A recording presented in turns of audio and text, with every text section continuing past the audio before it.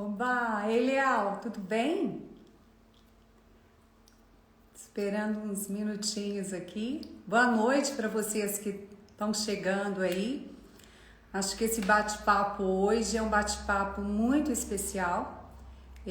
Nós vamos falar sobre carreira e carreira em xeque.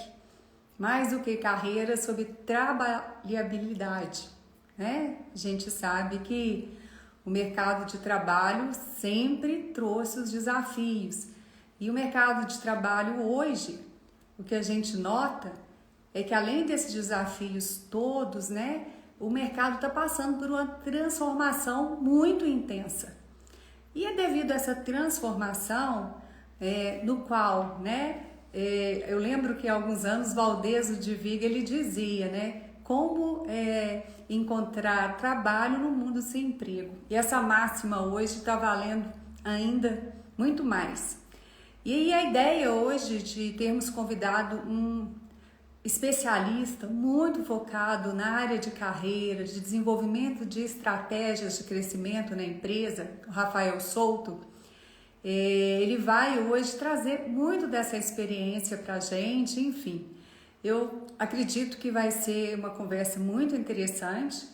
Em alguns momentos, caso tenha alguma pergunta específica, a minha ideia é a gente bater um papo de uns 40 minutos e após isso abrir para perguntas e respostas.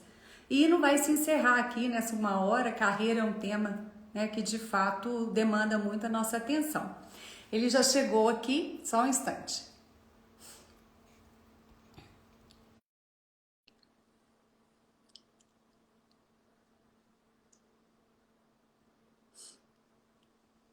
Olá! Oi, Como é tudo que você bem? tá?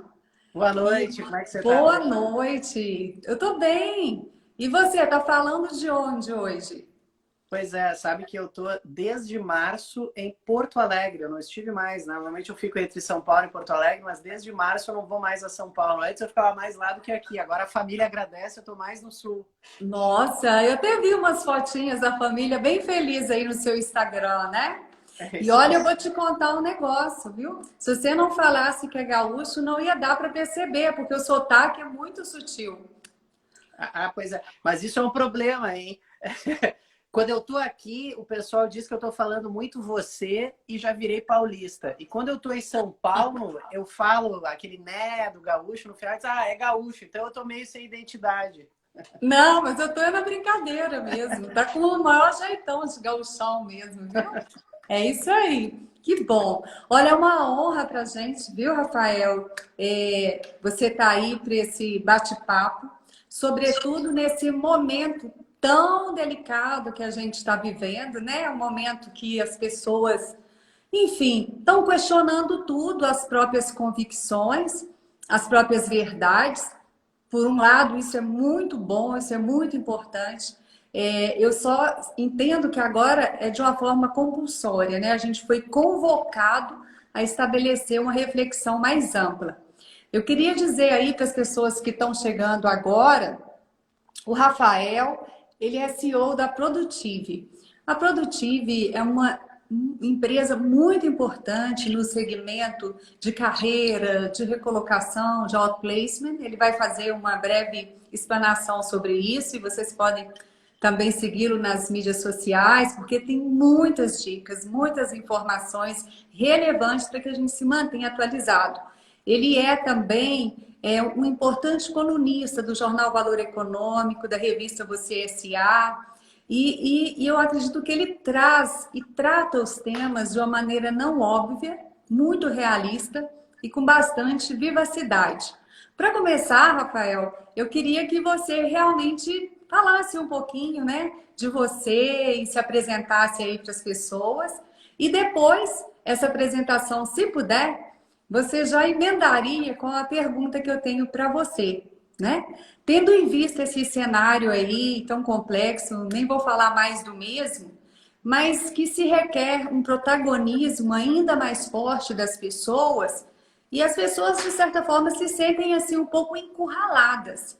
E eu queria entender, né? Vindo de um especialista com esse background tão grande e robusto, que é o seu. Eu sei que a sua empresa está fazendo 25 anos, né? Parabéns.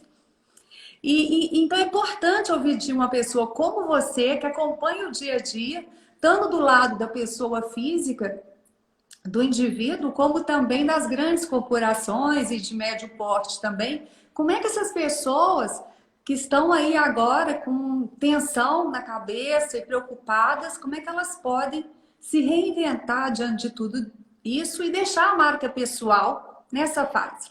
Com a palavra. Muito bom. Bom, primeiro é um prazer estar com você conversando aqui, né? Eu também descobri nesse ano que a Daizen também está fazendo 25 anos, então bacana, né? A primeira parte você pediu para me apresentar, eu comecei a trabalhar com carreira 25 anos atrás, no início com outplacement, transição de carreira, a gente faz isso até hoje, já passaram 14 mil pessoas em processos de recolocação. Em 2001, 2002, nós começamos a estudar um pouco essas transformações do mundo do trabalho, futuro do trabalho, a mudança das relações entre o indivíduo e a organização.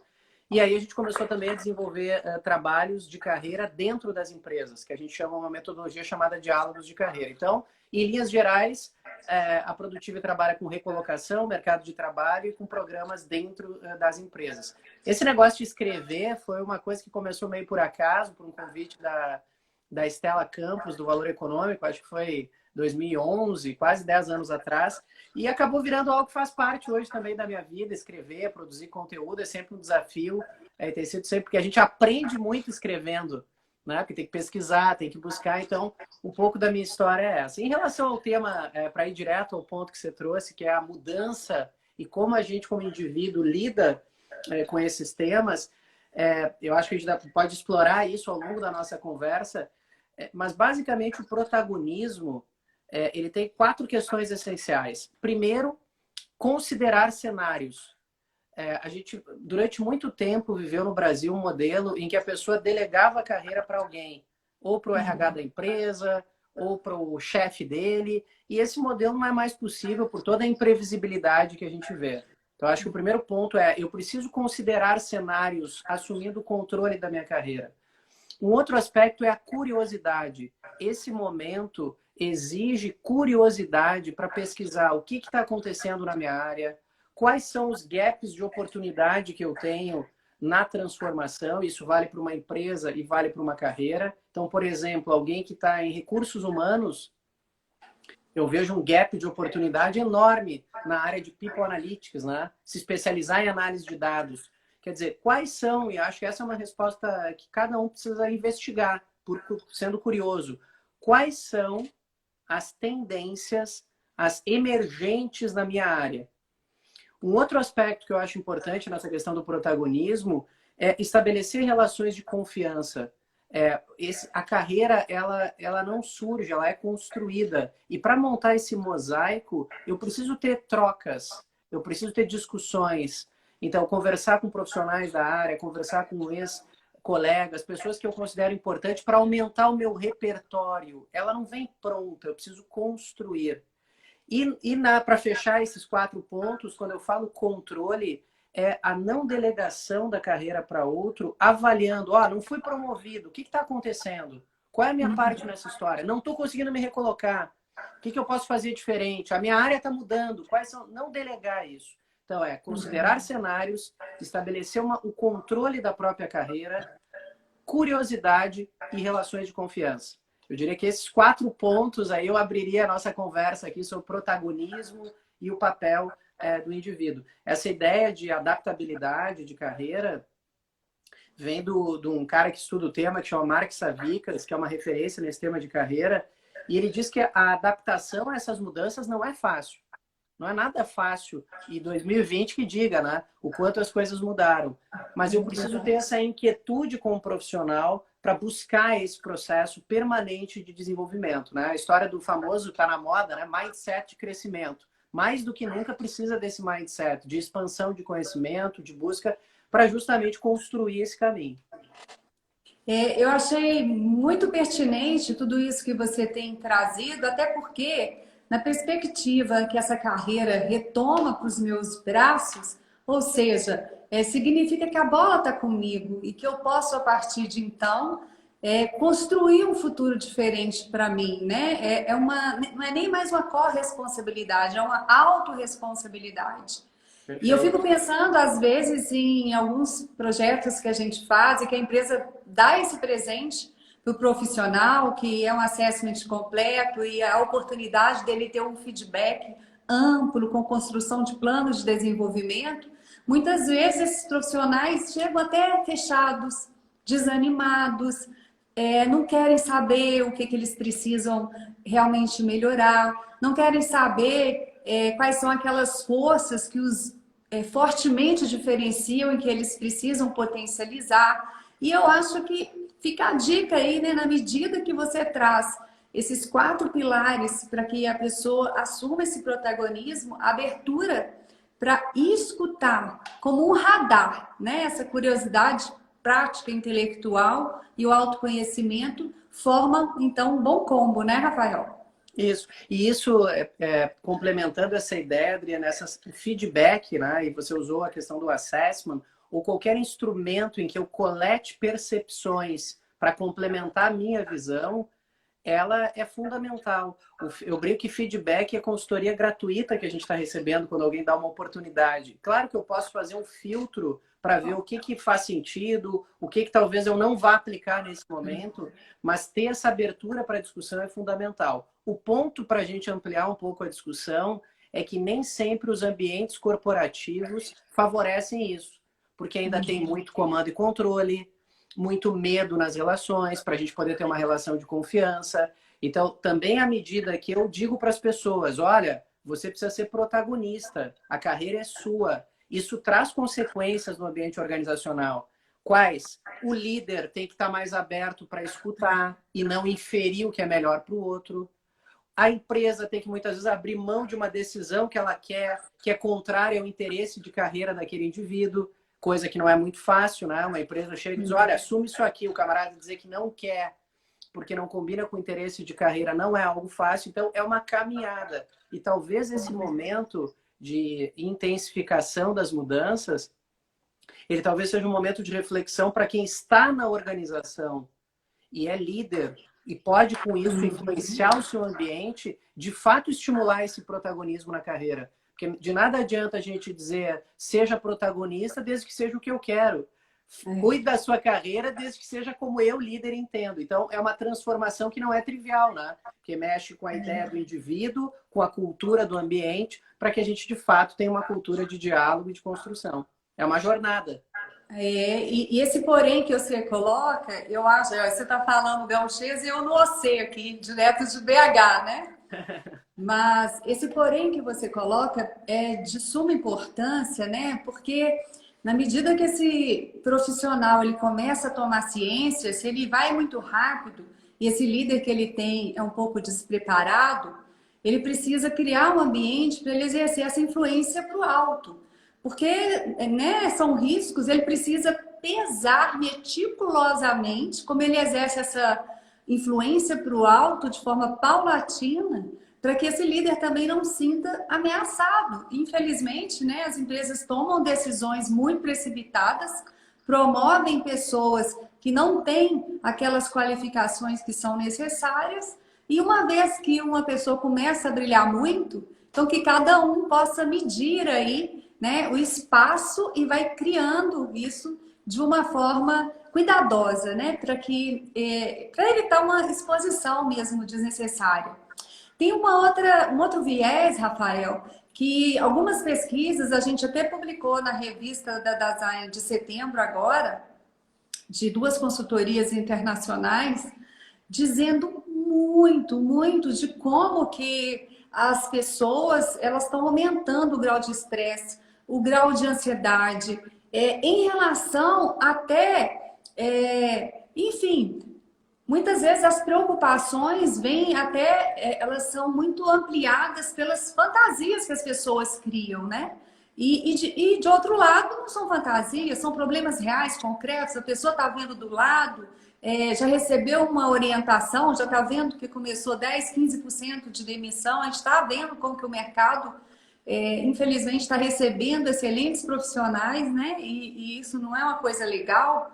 Acontece que essa combinação de estresse em face, né, dessa otimização, automação e transformação digital nas empresas, acaba também precarizando muito a capacidade potencial da pessoa na medida que ela se sente retraída. E agora eu nem falo de protagonismo. Como que controlar essa onda do emocional na medida que você já percebe que está chegando muito perto de você a substituição de muitas tarefas, atividades e funções, e a transformação digital está chegando para ficar. Como é que você vê o indivíduo nessa situação? Eu queria abordar esse tema olhando duas coisas, Adriana. A primeira, pensando um pouco nessa transformação, onde todo mundo foi jogado em home office nesse ano, e parte dessa ansiedade tem a ver com essa mudança dos rituais de trabalho, porque os rituais mudaram e talvez alguns mudem por mais tempo. Então, isso exige muito diálogo, sensibilidade de quem é líder para lidar com esse tema, e o indivíduo também compreender e buscar ajuda quando não está conseguindo. Porque dentro dessa linha do autoconhecimento que a gente vinha falando e do protagonismo, eu também preciso ter noção do meu pilar de saúde física e emocional e buscar ajuda quando eu estou percebendo que as coisas não estão bem. Essa história de que o home office traz ganhos é verdadeira, ele tem muitos ganhos, mas ele traz muitas ansiedades. Parte desse distanciamento que a gente está tendo em relação ao dia a dia da organização amplia essa ansiedade. Então, nós precisamos olhar para isso. E o outro ponto que você falou, que é a questão do futuro do trabalho em relação à automação, substituição, eu acho que aí tem algumas questões para a gente pensar. Primeiro, eu, enquanto indivíduo, faço o que com isso? Porque só ficar assustado porque X milhões de pessoas podem perder o emprego, porque áreas estão sendo automatizadas. Claro que eu vejo que tem muito futurista que faz constatações, né? Ele diz o que pode acontecer, mas aquilo é muito pouco prático para a pessoa como indivíduo, que foi a sua questão.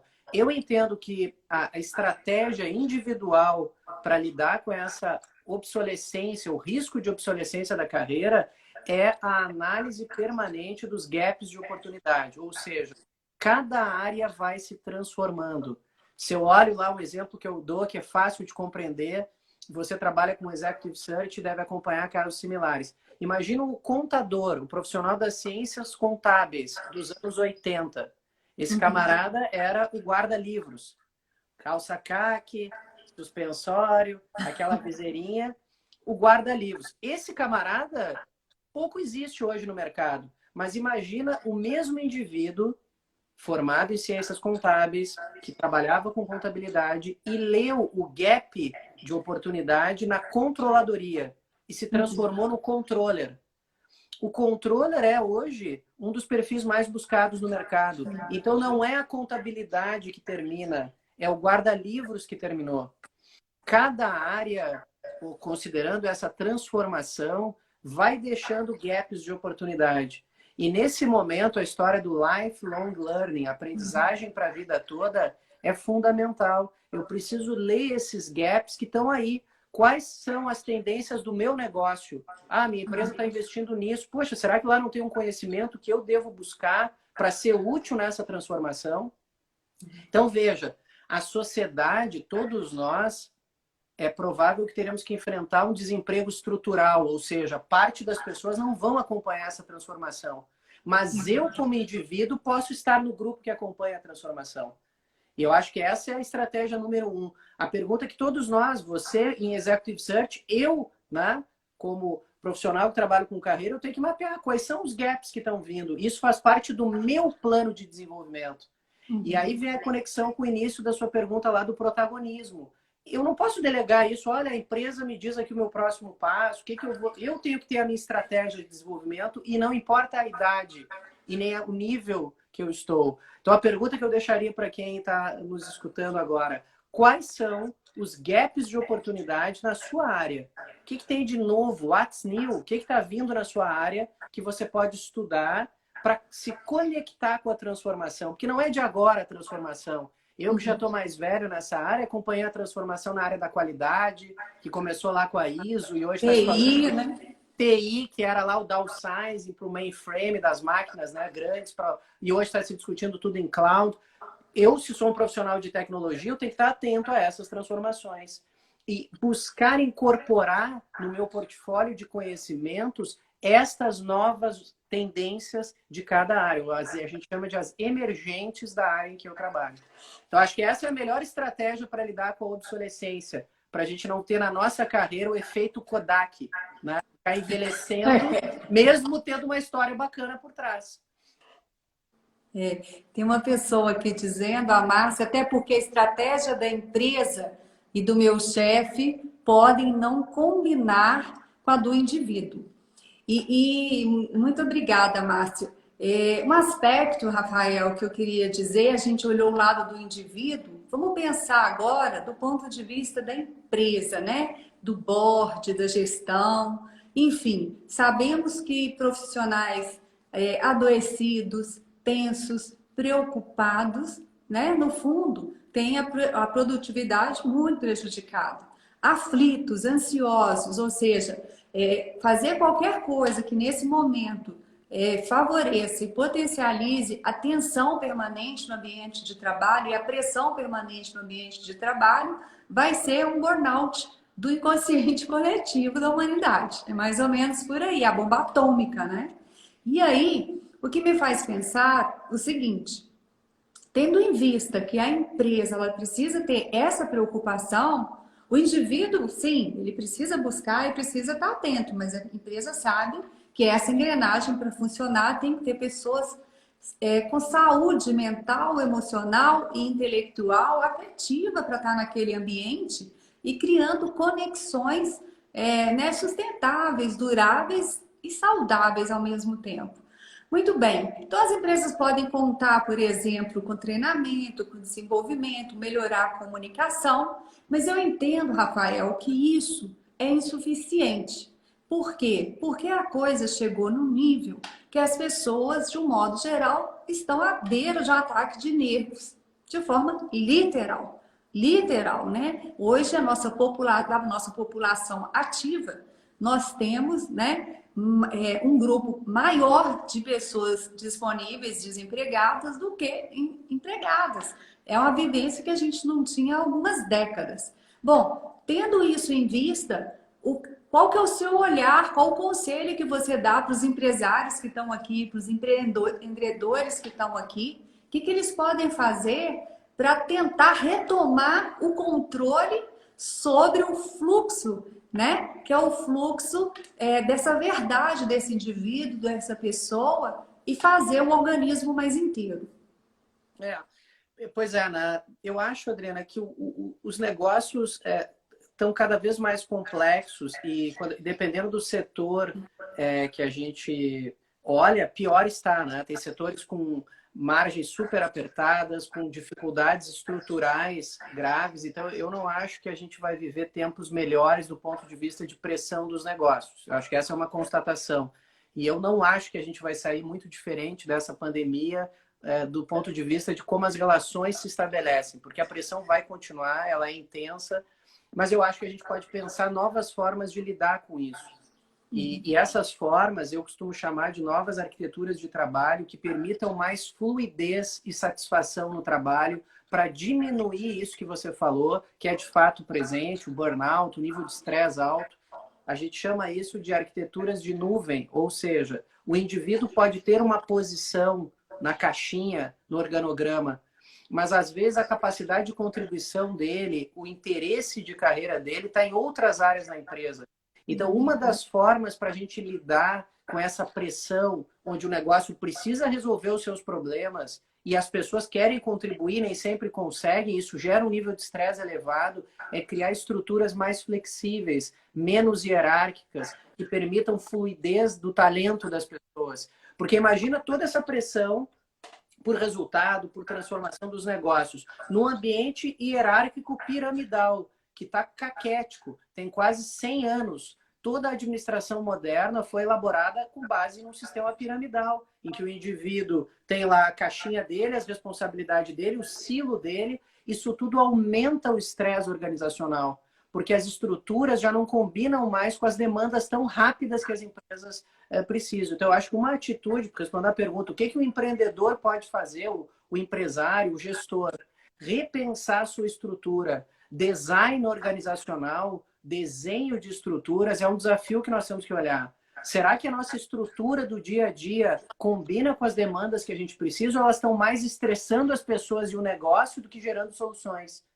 Então, acho que a grande pauta é rever esse modelo hierárquico baseado em comando e controle e pirâmide para um modelo mais descentralizado de fluidez. E os exemplos das empresas que vêm fazendo isso nos ensinam que é possível, que dá resultado e que torna o ambiente, se não leve, porque eu também acho que nem todo mundo vai virar um ambiente colorido e as pessoas com coelho no colo trabalhando e com um tobogã no meio do escritório que tá tudo adoro aquele seu artigo lá da escravidão 24 horas das empresas do Vale do Silício. Recomendo. Isso, porque eu até brigo às vezes lá nas revistas que eu escrevo um pouco sobre isso, que fica aquela coisa do ambiente Google, que eu não tenho nada contra, acho super bacana, mas isso é de fora para dentro. Parte eu consegui que o indivíduo se coloque dentro da organização e contribua. E aí eu acho que a gente melhora, se não resolve, porque tem muitas complexidades nesse tema, né?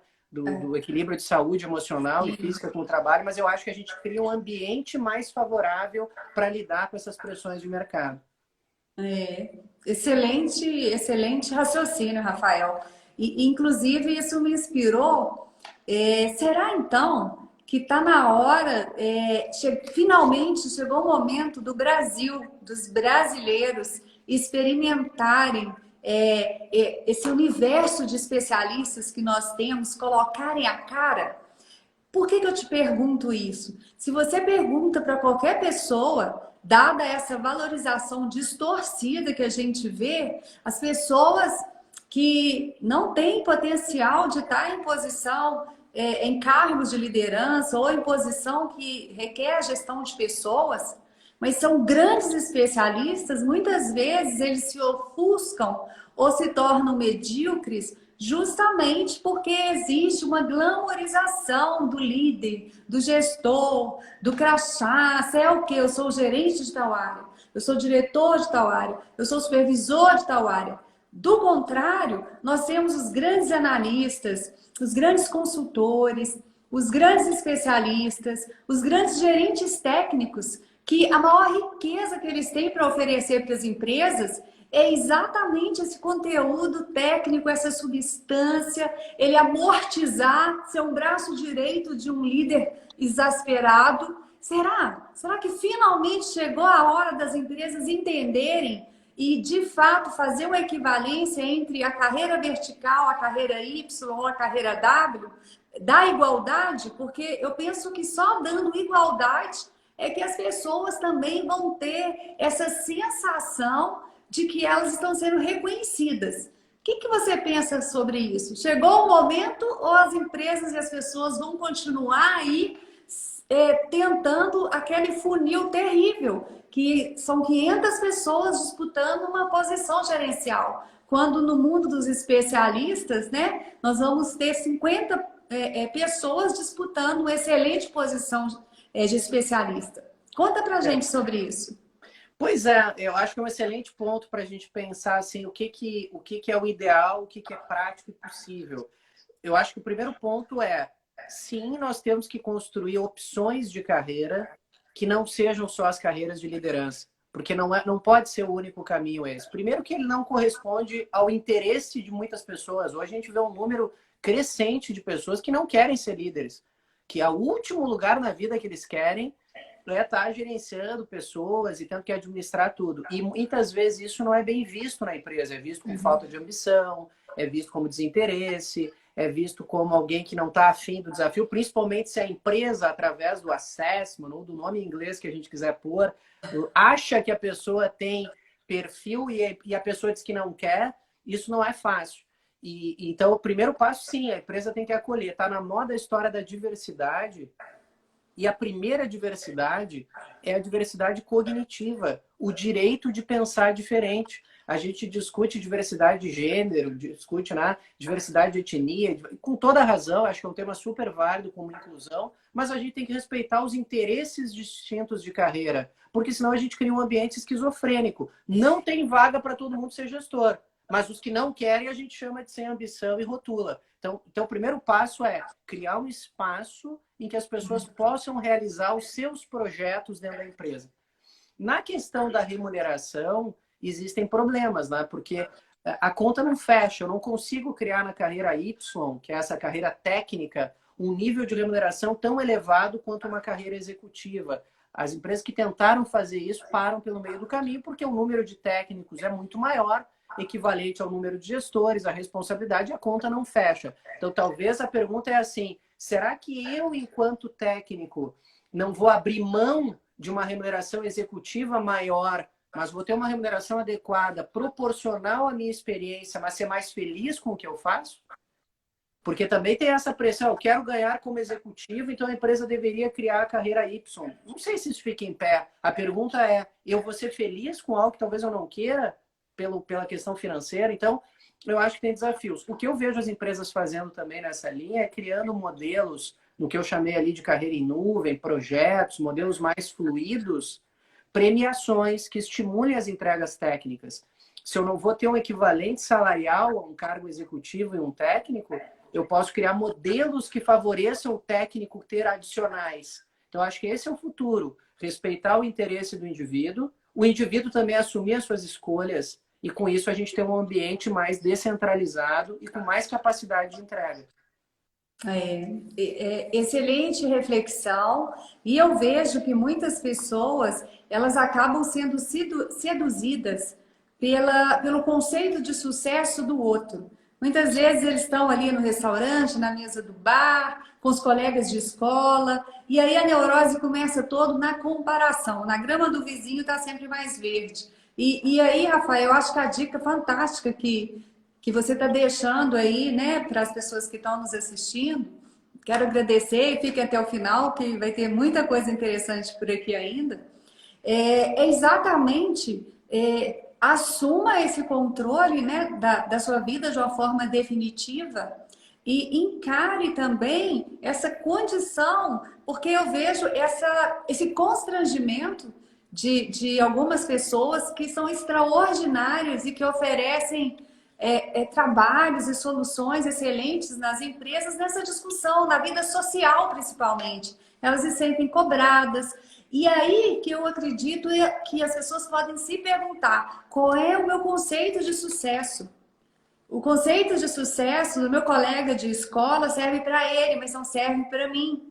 E aí, essa autoconscientização, acredito que é o primeiro passo para a pessoa, de fato, né, buscar se posicionar dessa forma e criar essa alternativa com o gestor. Eu vejo como os líderes sofrem quando eles não têm pares do ponto de vista de processamento mental que tem a mesma capacidade deles de tomar uma decisão importante. Os líderes precisam disso. Ou seja, não é o fato de você não ser um executivo, de ser um líder, que te faz cognitivamente ter um processamento mental menor. Você pode ter igual e até superior. Agora, líder, ter um par, que é um subordinado, do ponto de vista da troca de ideias, é o melhor dos mundos, você não acha? Sim, e acho que esse ponto que você falou, acho que um dos maiores erros em gestão de carreira é você espelhar o seu projeto no modelo do outro. Isso não funciona. O que funciona é eu investigar, até para aumentar o meu repertório de opções e fazer as minhas escolhas. E mais ou menos ao estilo Camaleão, David Bowie, assim, nós vamos nos transformando ao longo da vida. E a carreira também vai. Então, ninguém precisa mais ser condenado a uma escolha única. Até eu estou acompanhando aqui alguns comentários e alguém perguntou ali qual Se você quiser comentar, Rafael, fique à vontade. Alguns ali eu vi, um diz que qual é o papel da educação? A educação, né? Qual que seria o papel da escola? É a Márcia Vieira que falou isso, eu vi ela comentando. Pois é, eu acho que esse é um tema muito bacana para a gente falar. Eu acho que é conversar sobre carreira. Primeiro que a escolha acadêmica não é nunca foi, e mais ainda hoje não é condenatório. Ou seja, eu escolher um curso não significa que eu tenho que viver disso. Isso pode fazer parte do meu aprendizado. E a gente ter liberdade de ir construindo as escolhas a partir dessas reflexões. A carreira não surge, ela é construída. E essa construção, ela buscar referências, me inspirar, é ótimo. Copiar modelos para atender a expectativa de alguém não é uma boa estratégia. Né? Isso vale para uma empresa quando ela perde a sua autenticidade e vale para o indivíduo também. Então, a gente tem que construir a nossa identidade profissional. E isso exige conversa, tempo. Então, a maior contribuição que a educação pode dar é ajudar as pessoas a construírem repertório para esse tema. Educação sobre carreira é um tema que nos falta. A gente vê que muitos jovens chegam ao mercado de trabalho ainda esperando o plano de carreira da empresa, que é uma peça de museu. Para encontrar o plano de carreira da empresa, precisa voltar quase 30 anos atrás. Então, eu acho que o desafio que a gente tem é conversar sobre o tema, levar repertório, conhecimento sobre carreira para que as pessoas construam essa jornada, que tem imprevisibilidades, que tem mudanças. Uma das coisas que eu mais tenho conversado nas falas com empresas é que a gente tem que parar de tirar uma foto analógica antiga, assim, aquelas com ainda que tinha aquela, né, aquela cortininha e dizer, olha, a Adriana é assim, ela fez essa escolha, ela é isso. A Adriana foi assim um dia, hoje ela pode ter outra escolha e isso não é um problema. A empresa entender que as pessoas vão evoluindo, se transformando e as suas escolhas vão sendo formadas ao longo do tempo. E isso também é libertador, porque eu não preciso ter uma escolha definitiva agora. O meu último artigo até para o Valor foi assim, se você quer crescer na carreira, deixe de pensar em cargos. O alvo é móvel. Eu nem sei se vai existir o cargo A ou o cargo B. Então, eu preciso ter uma macro ideias. Olha, a área tal me interessa. Esse assunto é interessante eu estudar. Esse projeto que está andando, eu acho que eu posso contribuir. Essa é a construção de carreira contemporânea que eu acredito. Mas assim, de fato, uma super contribuição. Eu tô com água, eu vi que você tá com... É um uísque que você quer aí? É o voltar uísque. já no final da tarde. É porque eu tomo um chazinho o dia todo. Todo dia eu tomo 1 litro de chá. Eu tô com uma água aqui, até fiquei com... Né? Esses dias eu vi você numa live com um sujeito lá, tomando uísque. Vocês estavam tomando todas, né, Rafael? Não, eu sou sempre na água, é sempre o meu parceiro que bebe. Eu vou começar a usar essa estratégia do uísque no final do dia. Ai, Rafael, eu sou você mesmo. Mas quando a gente encerrar, pode deixar que um vinzinho branco vai rolar. Olha só, é interessante isso que você está falando aí, porque me faz pensar muito agora dentro de um pilar, né, que o brasileiro ele começa do nada a investigar, a se arriscar e tudo mais, e até fechando o ciclo do que você falou da escola. As escolas brasileiras que elas têm um duplo padrão, né? Tipo brasileiro e canadense, brasileiro e fazem o high school aqui no Brasil mesmo. A grade dessas matérias são extremamente atrativas, porque já se conversa de empreendedorismo, já conversa de liderança, já precisa fazer projeto de empresa júnior. Isso quando as pessoas estão ainda entre 14 e 17 anos. Então, é uma diferença e fica aí, né, um puxão de orelha aí para os grandes influencers da nosso modelo de educação, para que revisitem essas grades permita, né, que essas pessoas já comecem a atuar e estudar e já experimentar bem mais cedo, né? E aí eu queria entrar exatamente no ponto que a gente percebe que esse momento tem favorecido pessoas entraram em planos de demissão, né? Apoiado pelas próprias empresas, aqueles PDVs de plano de demissão voluntária, e estão com valores financeiros a investir. E a gente percebeu que muitos empreendedores, como o Tia Estalo, eles conseguiram rapidamente construir pontes, construir horizontes, criar negócios, ou se tinha um negócio antigo, conseguiram, inclusive, ligar uma turbina e turbinar os negócios, envolver. Conheço pessoas que, por exemplo, conseguiram do dia para a noite transformar um negócio de treinamento presencial em online e já está com um tipo, muitas vezes, de faturamento ou de penetração no mercado superior ao que tinha no início do ano. Acontece que isso é uma parcela ainda muito pequena das pessoas. Então, eu queria ouvir agora para os oprimidos, para os aflitos, para os que não conseguiram virar a chave. Como que você, Rafael, aí, do alto dessa experiência larga que você tem, consegue lançar luz sobre esse tema? Pois é, que desafio, hein? Eu acho o seguinte, algumas empresas fizeram a virada e eu acho que a pandemia e toda essa transformação que a gente está vivendo potencializou empresas que já vinham numa caminhada de transformação. O problema é que uma conexão que você fez há pouco da educação com escolas bilíngues, isso é uma parte pequena da sociedade que tem acesso a conta. Então, assim como na educação, a gente tem um desafio amplo, porque uma parte da sociedade é educada para protagonismo, é educada para transformação, mas uma imensa maioria tem uma educação ruim ainda. Tem uma educação difícil no Brasil, por isso que a educação sobre carreira é um tema, só retornando um pouquinho àquela fala da educação. O mesmo, por analogia, a gente pode pensar nos negócios. Vamos imaginar que o Brasil vinha já há alguns anos com um crescimento baixo e saindo de uma recessão profunda. Quando algumas empresas tiravam a cabeça da água, veio essa tsunami.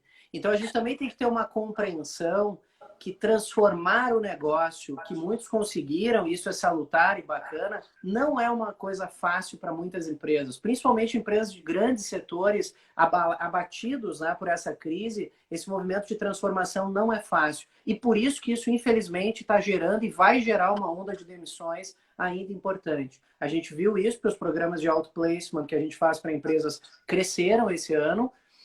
A parte boa da história é que existem setores, você citou alguns exemplos de transformação, por exemplo, treinamento online, a parte de educação online, que estão crescendo.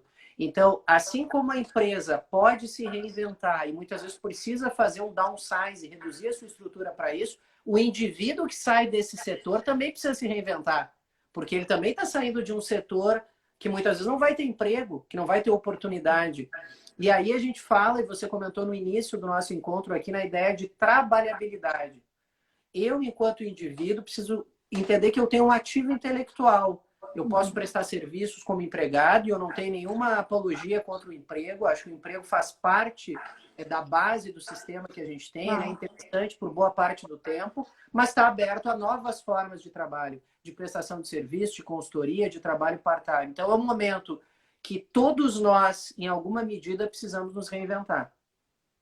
Sim, de fato, todos nós, em alguma medida, precisamos e estamos nos empenhando, né? Uns estão mais à frente, outros nem tanto. E aí, Rafael, o que eu noto muito? Eu vejo que muitos profissionais célebres, de grande destaque nas empresas, né? Eles tanto trabalham e ficam ali tão voltados, tão direcionados para o dia a dia, para as entregas, aquele comprometimento profundo com as organizações e que é certo que alavancam as carreiras deles. E muitas vezes, né, e tem ocorrido recentemente, eu acompanhei algumas pessoas vivendo isso, são surpreendidos com aquela demissão a queima-roupa. Né?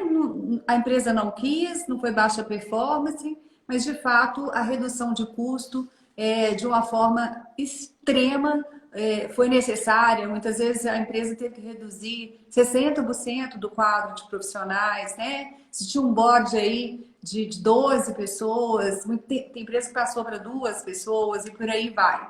Então, eu queria que você contasse um pouco para quem ainda não foi surpreendido com essa demissão assustadora, inesperada, né? E totalmente fora de situação, como que a pessoa cria essa persona, essa identidade dela, essa visibilidade, para que ela possa, de fato, primeiro entender que a qualquer momento isso pode acontecer e que ela possa estar um pouco também, um pouco mais livre dentro desse dia a dia.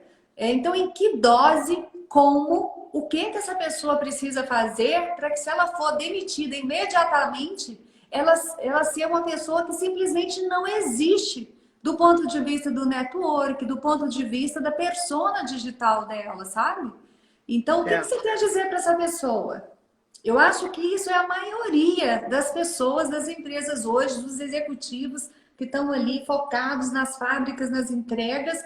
Muitos que eu conheço não têm LinkedIn, não tem nenhuma mídia, não escrevem artigos, não fazem nada e simplesmente saem. E agora, José? Pois é, esse eu acho que é o ponto, Adriano. Você já colocou aí uma boa parte da questão, que eu acho que é isso. Eu não posso esperar uma possível demissão para começar a cuidar da minha carreira. Eu, trabalhando, né, e você também está nesse mercado há 25 anos, vejo que muitas pessoas deixam para cuidar da sua marca, do seu, inclusive de coisas básicas, como o seu LinkedIn, o seu currículo, uma ideia de como está o mercado, só quando são demitidas. O networking como pilar da carreira precisa ser feito sempre. Inclusive, eu digo que ele até posso usar quando eu precisar de emprego, evidente. Eu perdi meu emprego, agora eu preciso fazer networking. Mas a hora de construir isso é durante o trabalho. As relações que vão ser úteis para eu encontrar uma nova forma de trabalho, ou que vão ser úteis para uma recolocação tradicional, precisam ser construídas ao longo da carreira. O pior lugar para estar é aquele que eu não posso sair. Ou seja, se eu perder esse emprego, eu estou morto. Claro que é ruim perder o emprego, mas eu preciso estar sempre com uma estratégia de gestão da minha carreira. Então, em linhas gerais, cuidar do networking interno e externo, ou seja, ter uma agenda de relacionamento, cuidar da sua reputação, como eu me posiciono, qual é a marca que eu tenho no mercado. Os headhunters me conhecem, eu já circulei, qual é a conexão que eu tenho com o mercado de trabalho. Quais são os meus interesses de carreira? Por exemplo, se eu sair dessa empresa, construção de cenários, lembra lá que eu falei do protagonismo, consideração? Se eventualmente eu for demitido, que empresas eu poderia trabalhar? Qual é a minha atratividade para o mercado? Então, essa construção permanente de gestão da minha marca, como se a era do eu SA, né, que já está batido o tema, mas eu acho que para muita gente na prática não acontece, é o cuidar da minha carreira exige esse olhar. Então, a gente volta àquela questão do protagonismo na prática. E você trouxe um exemplo excelente que testa esse protagonismo. Você estava, de fato, cuidando da sua carreira ou você estava lá na empresa, não tinha network externo, nunca falava com ninguém, nem sabe como está o mercado, e aí perde o emprego e vai para o marco zero, é mais trabalhoso. Aí entra uma questão fundamental, que é cuidar do pilar financeiro. A gente vê o impacto, e não é fácil isso, né? Porque o dinheiro não aceita desaforo e é sempre um tema crítico. Mas se você não tem um mínimo de condição de escolha, e a gente vê pessoas muito talentosas que quando saem precisam entrar em qualquer coisa, a capacidade dele construir uma carreira fica prejudicada. Então eu acho que o protagonismo na prática é cuidar dos meus temas de carreira, né? Cuidar dos aspectos de networking, cuidar da minha competitividade, porque se eu sou um profissional atento aos gaps de oportunidade que a gente falou antes, estudando, atento, com conhecimentos que são interessantes para o mercado, é mais provável que eu me recoloque mais rápido ou nem seja demitido do que aquele que está lá como guarda-livros dos anos 80, segurado no emprego. Quando a pandemia começou, eu escrevi um artigo que se chamava assim: todos já estamos demitidos e precisamos agir. Inclusive, lá no Valor Econômico, algumas pessoas responderam: olha que terrorismo, não é hora para isso. E alguns disseram: opa, é um alerta importante. Que é mais ou Você menos. foi um sense maker, né? Total. Ninguém tem garantia nenhuma hoje, porque como você disse, Adriana, a pessoa pode estar muito bem, como a gente está atendendo uma empresa no interior de São Paulo, e vem uma decisão da matriz na Europa dizendo: olha, vamos fechar a operação no Brasil. Não, vamos combinar que se a empresa inteira, não é nada individual, né? A operação inteira está sendo fechada. Se aquela pessoa não tem nenhum laço com o mercado, não vinha cuidando da carreira dela, é mais difícil a reinserção. Então, eu acho que é isso. Nós não podemos delegar a carreira para ninguém e precisamos cuidar dela todo o tempo. Enquanto a gente está trabalhando, é a hora mais importante para cuidar. Rafael, a gente está indo para os 10 minutos finais e eu tenho duas questões para você. Quero agradecer algumas pessoas que estão aqui com a gente, a Cristina, o Daniel, a Vera Lúcia, querida. Então, tem pessoas fazendo ótimos comentários. Você está sendo muito elogiado aí pelos alertas, pelas dicas, pelas colocações. Tem uma conterrânea sua aqui, olha aí, ó, a Ana de Boer. Ah, querida, Ativar legal. o Agora eu tô vendo aqui, networking agora eu vi bem. da Choicest. Olha aí, tá com a gente aí, emanando uma energia bem positiva para a gente. E é isso aí. Olha, então vamos fazer dois extremos. O primeiro, achei bem interessante o que tem que fazer e tudo para que isso não ocorra, mas aconteceu. Primeira pergunta é essa: aconteceu. Eu fui demitido, a empresa não me premiou com um programa de recolocação, nem de outplacement, e eu estou simplesmente desesperado. E eu nem vou te falar que é um desespero financeiro, é um desespero afetivo, emocional. A pessoa se sente encurralada, eu perdi o crachá, eu perdi o moral tá baixo. Quando você faz, quando você não sabe o que fazer. Eu acho que perder o emprego, e a gente vê que tem diversos impactos, né? É perder a minha rotina, é perder as relações que eu tinha, é perder a minha segurança, tem diversos impactos. Para algumas pessoas, esse impacto é maior, porque a relação dela com o trabalho e com a própria empresa é mais profunda. Então, tem uma grade de variações, né, de emoções que vem da demissão enorme. Mas todos precisam se reorganizar. Então, eu diria que, em linhas gerais, o primeiro passo para uma transição é refletir e construir uma estratégia. Nós atendemos, como eu comentei para você ao longo do tempo, mais de 14 mil pessoas. E um dos mantras da Produtive é o seguinte: nós não podemos sair buscando qualquer coisa. Inclusive, isso rende algumas boas discussões com o cliente. Não, mas já me indica lá, mas para aí um pouquinho. Nós precisamos primeiro refletir, montar uma boa estratégia, porque ninguém vai contratar você para resolver o seu problema. A empresa contrata alguém para resolver o problema de negócio dela. E se nós não tivermos uma boa estratégia para conectar isso, a busca por emprego fica uma caçada às bruxas, que geram diversos residuais negativos. O mercado é injusto, as pessoas têm preconceito, não sei o que até pode ser verdade, mas em nada resolve o problema. Então, o primeiro passo é refletir, buscar referências. Pode ser uma assessoria especializada, mas pode fazer sozinho também, desde que eu tenha referências e contatos para buscar organizar essa estratégia. Um dos erros mais comuns em transição de carreira é um efeito que eu chamo de superioridade ilusória. O que é isso, né? Isso é bastante estudado, né? Chamam lá efeito Dunning-Kruger. A pessoa acha que pode tudo. Você que é headhunter sabe. Eu sou gestor, eu trabalhava no setor de mineração, mas gestão é gestão, eu posso trabalhar com alimentos. Não funciona assim. Isso só gera frustração. Uma empresa do setor de alimentos é pouco provável que contrate alguém de um setor muito distante, né? Claro que tem exceções, eu falo em linhas gerais. Mas o primeiro passo é buscar essa construção de estratégia.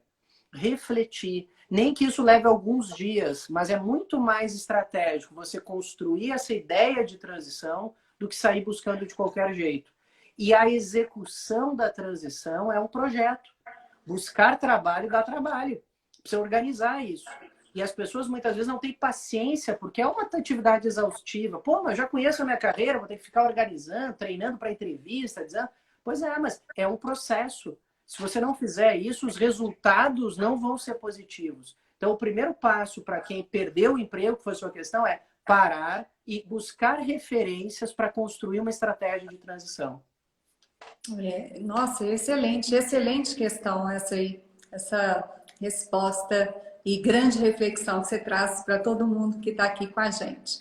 E aí, para a gente fechar com chave de ouro, Rafael, eu queria agora pegar um outro cenário, porque eu também estou percebendo de uma forma muito forte. Muitos segmentos, principalmente, né, as empresas mais comoditizadas, de alguns segmentos específicos, conectados com a exportação, essas empresas estão crescendo bastante e a gente está vendo que as oportunidades estão acontecendo. E a pessoa, ela quer, ela tem toda a clareza, ela sabe que ela tem que ter o protagonismo, que a carreira é dela.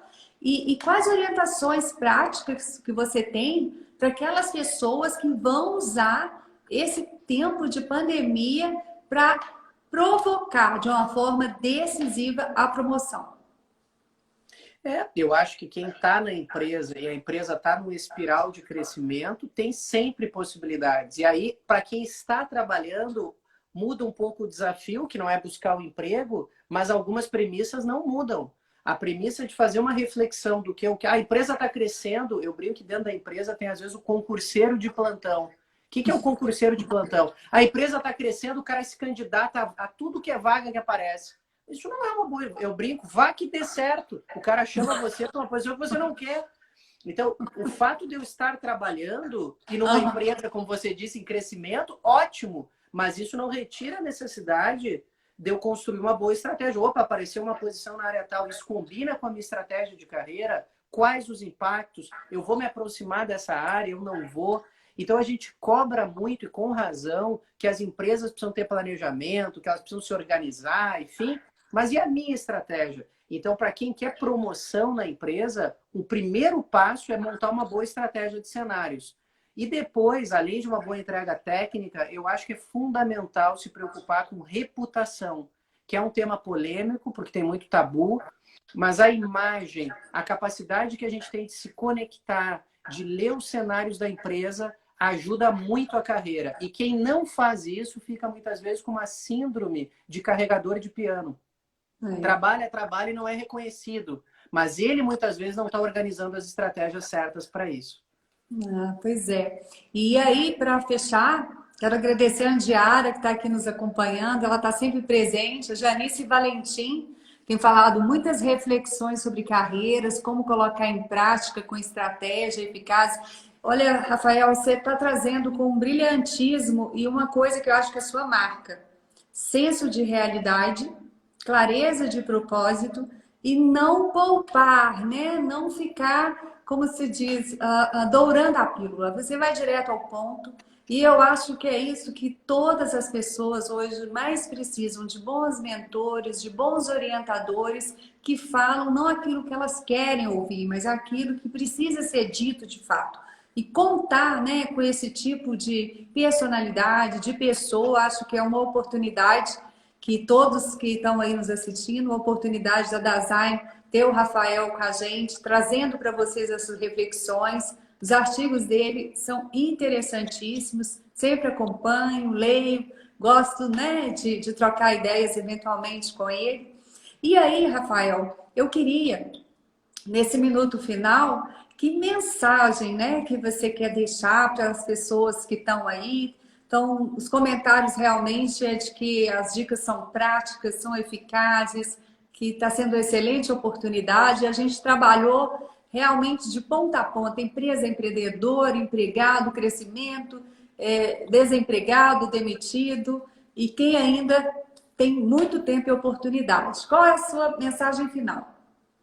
Olha, primeiro, obrigado pela oportunidade. Sempre bacana conversar contigo. Acho que é muito inspirador e acho que essa troca é sempre rica. A mensagem final é o otimismo, né? Por mais que a gente tenha essa transformação acelerada, todas essas angústias, tem muita oportunidade. Eu acho que a gente sai desse movimento com muitas reflexões de transformação. Eu acho que se não vai rapidamente retomar a economia, eu acho que a gente vai ter períodos difíceis ainda, mas oportunidade tem.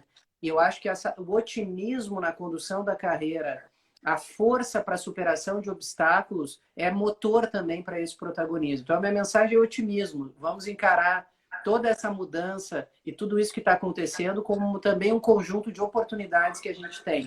Obrigado pelo convite, é sempre um prazer falar contigo. Claro, endosso totalmente essa mensagem do Rafael, otimismo. Vamos seguir com fé, com otimismo, que as coisas vão acontecer. Muito obrigada por estar com a gente nessa noite. Ó, beijo, Rafael. Muito obrigada. E obrigada a todos que estiveram com a gente até agora. Tchau, tchau. Tchau, tchau. Obrigado. Valeu. Tchau, tchau. Obrigado.